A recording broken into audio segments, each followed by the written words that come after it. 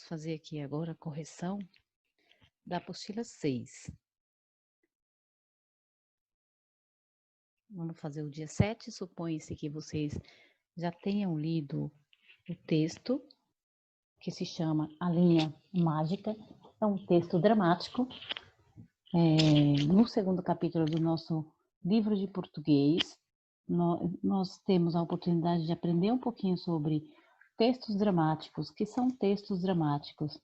Não são textos feitos para chorar, embora o nome lembre, né? Textos dramáticos são textos feitos para ser adaptado para o teatro, tá, gente? Então, tem toda uma característica na estrutura do texto. É um texto que não tem um narrador, como os textos que nós estávamos vendo até agora, que eram os textos de contos de aventura, né? Onde tinha um narrador que contava toda a história. Aqui a narração é feita através das cenas. O texto dramático, como vamos ver aqui nesse quadro, explicativo, compreensão, explica um pouco sobre esse tipo de texto, né? É um texto escrito para ser encenado, ou seja, para o teatro, isto é, representado por atores em um palco para uma plateia. Quando é encenado, ou seja, quando o teatro está acontecendo, né? A peça de teatro está acontecendo, a linguagem verbal, ou seja, o texto, combina-se a linguagem gestual, linguagem verbal e corporal. Gestos, a gente está falando de corpo. Essa linguagem gestual são, né, gestos, expressões e ação dos atores para transmitir emoção, provocar reflexão e garantir o entretenimento do público. Ele é constituído de um texto principal, que são as falas das personagens, ou seja, o texto principal de um texto dramático é o diálogo entre os personagens. E também, como nós tivemos a oportunidade de ver no livro, nesse texto A Linha Mágica, tem os textos que vêm escritos dentro de colchetes, que nós chamamos de rubricas. E é um texto secundário, né? O principal é a fala entre os personagens, e esses textos dentro de colchetes que chamamos de rubrica é um texto secundário. Isto é, as indicações de cenário, fundo musical, gesto, entonação de voz e movimentação de atores. Por exemplo, no texto aqui tem assim, bem no início lá na página 38, Pedro vai em busca da pipa pedindo a ajuda da plateia. Ele dá uma volta fora do palco, olhando para cima, interação improvisada com a plateia, ou seja, ali está explicando como que o personagem deve agir, certo, gente? Então, vamos lá.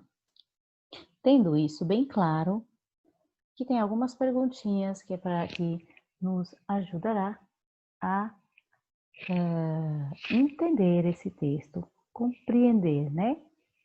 Vamos fazer? Quais são as personagens que aparecem no texto?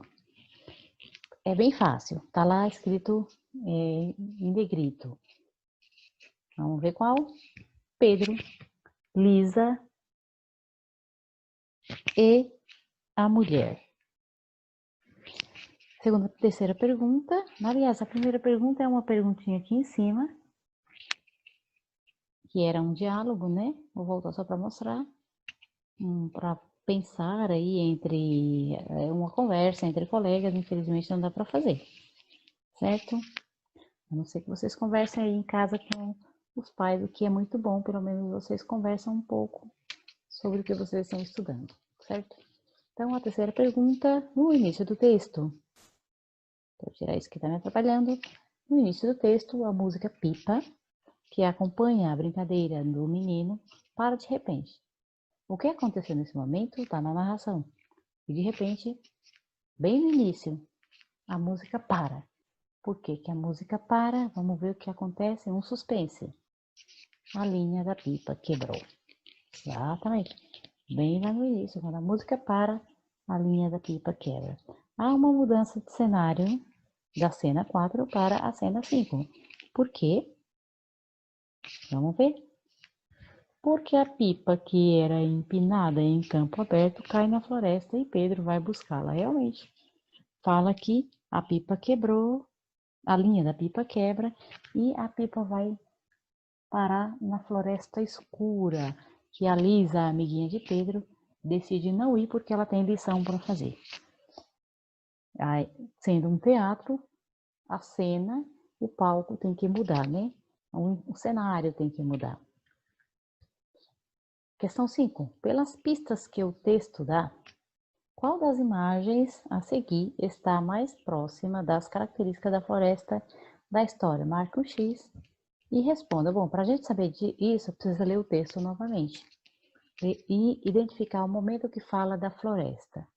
É quando a Lisa e o Pedro, é quando a pipa quebra, que a Lisa fala assim, eu vou para casa, tenho lição. E ele fala que vai, aliás, um pouquinho antes, minha pipa, vamos lá pegar? Aí a Lisa fala assim, eu não vou, Pedro, porque é uma floresta super escura. Então essa é uma característica da floresta, super escura. Olhando essas imagens aqui, a gente já identifica que essa aqui é uma floresta mais escura e essa é uma floresta mais clara. No texto está se falando de uma floresta escura, então a opção é essa aqui. O que você observou no texto para assinalar essa imagem? Vamos ver qual era a resposta. A fala da Lisa na primeira cena é uma floresta super escura. E a rubrica no início da cena 5, quando Pedro olha, já se transformou em floresta luz verde. Muito bem, mas duas situações que dá para a gente identificar alguma característica sobre a floresta. Qual é a personagem geradora do conflito na história? Por quê? Quem é que gera um conflito na história? A história fala de uma pipa que quebra, depois ele entra lá e depois ele encontra uma mulher com um fio, né? Um fio mágico, uma linha mágica, aliás. Será que é esse o personagem? A personagem geradora do conflito? Vamos ver.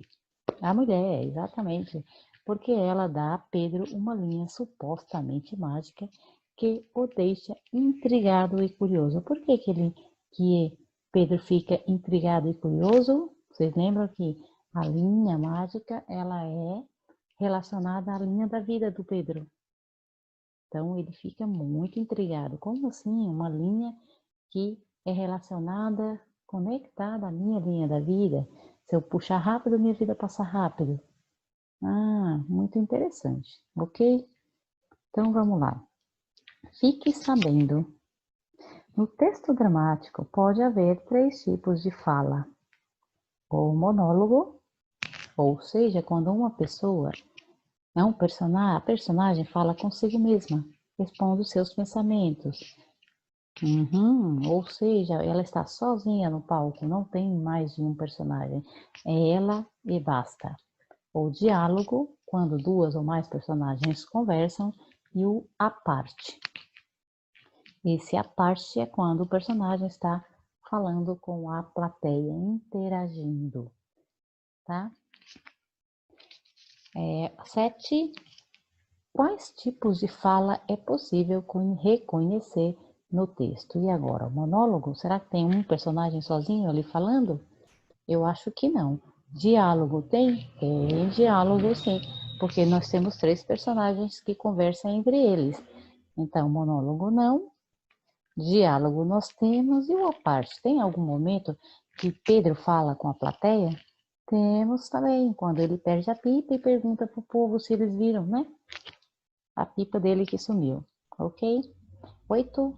Em determinado momento da história, Pedro pede a ajuda da plateia para encontrar a pipa. Esse é o à parte que a gente estava falando lá em cima. Que sensação essa interação da personagem com a plateia provoca no espectador? Vamos ver, acho que essa é uma questão um pouco pessoal, mas aqui tem uma sugestão, né? O espectador se sente participando da história. Mas vocês podem ter um outro tipo de resposta. Pensem e coloquem a de vocês, tá? Interpretem segundo o pensamento e a sensação que vocês têm lendo o texto. Questão 9. No texto narrativo, o narrador é um elemento muito importante. É ele quem conta a história. Ele pode participar da ação ou apenas observar o que ocorre. E no texto dramático, existe um narrador? Como a história se desenvolve?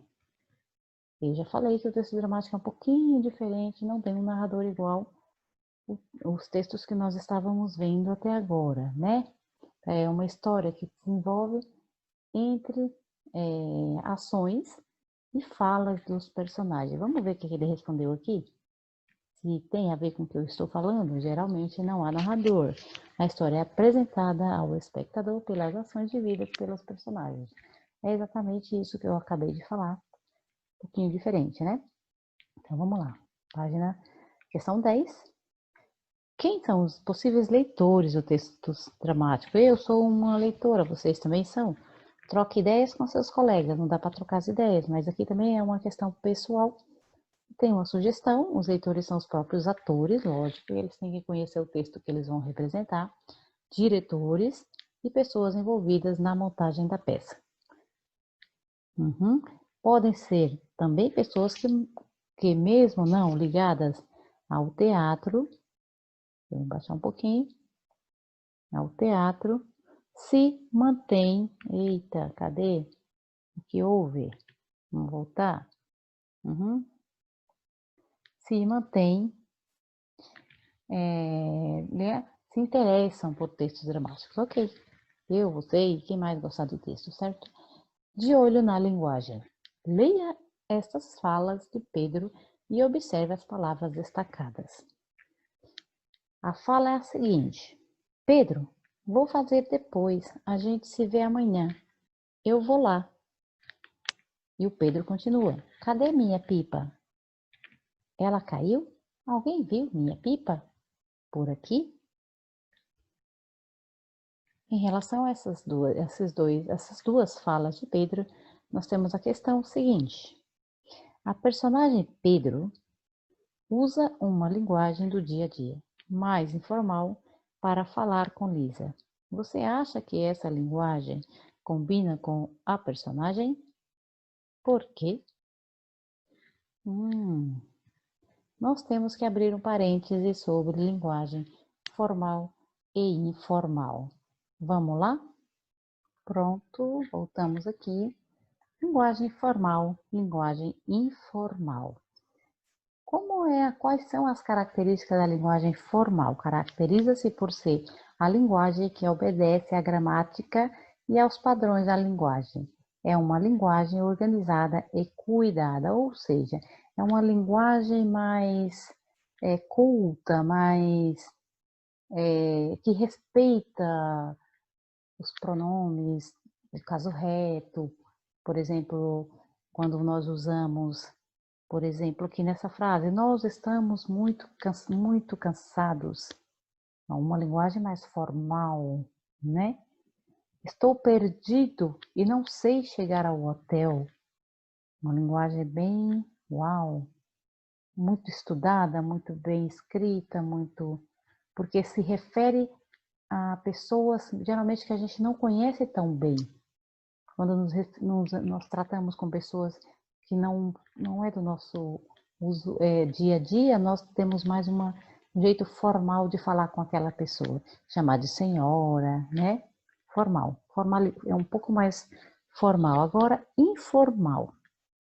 Caracteriza-se por conter expressões utilizadas na linguagem oral, de forma descontraída, sem preocupação de obedecer às normas gramaticais. É uma linguagem mais livre e espontânea. É isso que a gente faz durante...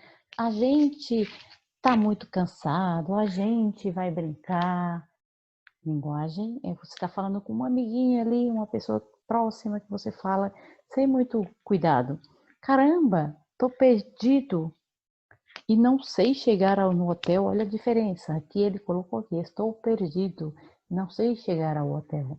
Linguagem é completamente diferente. Essa aqui é mais espontânea e essa aqui é mais formal, certo? Um outro exemplo para a gente tentar entender. E aí? Como você anda? Tá vendo? Que é uma linguagem mais jogosa, assim, mais brincalhona. Formal. Olá, como você está? Viu? Certo? Deu para entender um pouco sobre a diferença da linguagem formal e informal. Vamos voltar lá? Voltamos, tendo isso em mente, da diferença da linguagem formal e informal. Aqui se fez uma pergunta. A personagem Pedro usa uma linguagem do dia a dia mais informal para falar com Lisa. Você acha que essa linguagem combina com a personagem? Por quê? Isso é uma questão pessoal. Vamos ver se nós temos alguma sugestão de resposta. Sim, pois a personagem é uma criança que está conversando com uma amiga em uma situação do dia a dia, viu? Aquilo que eu expliquei para vocês, a linguagem informal é aquela linguagem que você usa no dia a dia com seus coleguinhas que você conhece muito, né? Tem mais intimidade. Quando a gente fala com uma pessoa com menos intimidade, você fala de forma mais formal, beleza? Nas falas de Pedro, substitua as palavras destacadas por outras em linguagem mais formal. Ok, ali nós temos uma frase onde Pedro fala completamente íntimo com a Lisa. O exercício pediu para você trocar. Digamos que Lisa seja uma pessoa que Pedro não conhecesse tão bem. Vamos ver como é que fica? Pedro falou assim, ó, em alguma parte do texto. Vou fazer depois. Formalmente, ele esqueceu de pôr. Lembra que eu falei que a linguagem formal ela tem a construção da frase junto com o pronome do caso reto, no caso, né? Tá aqui, ó, nós nos vemos ou nós nos veremos amanhã, viu? Como é diferente a forma da escrita. Eu vou lá. Onde está a minha pipa? Ela caiu. Alguém viu minha pipa por aqui? Certo, gente? Se alguém escolher uma outra parte, uma outra fala e fez a troca, pode deixar se seguir esse critério aqui, tá bom? Beleza? Essa era a atividade do dia 6. Vamos fazer um outro vídeo para corrigir a do dia 7, tá bom? Tchau, beijo.